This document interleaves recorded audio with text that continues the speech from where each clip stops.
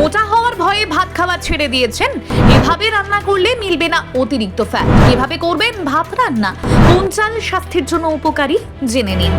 পুষ্টিবিদরা জানাচ্ছেন ভাত খেয়েও রোগা থাকা যায়, আর পরিমাণ কম খেলেই কোনো সমস্যা হওয়ার কথা নয়। অর্থাৎ পরিমাণে যদি হ্রাস টানা যায় তাহলে ভাত খেয়েও রোগা থাকা সম্ভব। তবে পরিমাণে যতই কম খাওয়া হোক, ভাতে থাকা ক্যালোরি অল্প হলেও শরীরে প্রবেশ করছে। ভাত থেকে মূলত যে ধরনের শর্করা তৈরি হয় তা হলো গ্লাইকোজেন। নিয়মিত শরীরচর্চা করলে এই জাতীয় শর্করার দহন হয় ও পেশি সুগঠিত হয়। কিন্তু মুশকিল হলো যারা নিয়মিত শরীরচর্চা করেন না তাদের ক্ষেত্রে এই গ্লাইকোজেন দ্রুত গ্লুকোজে রূপান্তরিত হয়, যা শরীরে জমা হতে থাকে এবং দেহের ওজন বাড়িয়ে দেয়।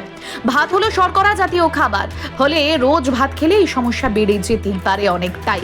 তবে সমস্যা থেকে মুক্তি পাওয়া যেতে পারে অত্যন্ত সহজ একটি উপায়। প্রথমে চাল মেশানোর আগে ফুটন্ত জলে 1 চামচ নারকেল তেল দিয়ে দিতে হবে। তারপর সেই জলে 25 মিনিট ধরে চাল ফুটিয়ে নিয়ে হয়ে গেলে অতিরিক্ত জল ঝরিয়ে কিছুক্ষণ ফ্রিজে রেখে দিলেই প্রায় 60% কমে যাবে ক্যালোরির পরিমাণ। এই পদ্ধতিতে ভাতে স্টার্চের পরিমাণ বাড়ে, ফলে কম ক্যালোরি শরীরে প্রবেশ করে। তবে খাওয়ার আগে পরিমাণ মতন গরম করে নেওয়া জরুরি।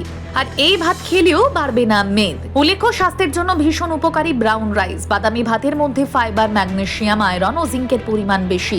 তাই ওজন কমানো, কোলেস্টেরল ও সুগার লেভেলকে বসে রাখার জন্য ব্রাউন রাইস খাওয়া যেতে পারে।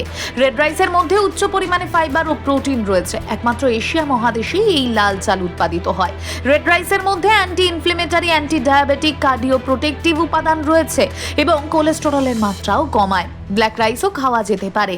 এই ভাত সেদ্ধ হওয়ার পর গাঢ় বেগুনি রঙের হয়ে যায়। ব্ল্যাক রাইসের মধ্যে অ্যান্থোসায়ানিন নামের অ্যান্টিঅক্সিডেন্ট ও উচ্চ পরিমাণে ফাইবার রয়েছে। তবে এই ভাতের স্বাদ একটু মিষ্টি প্রকৃতির হয়। তাই সাদা চালের ভাত না খেতে চাইলে বিকল্প হিসেবে এগুলি বেছে নিতেই পারেন।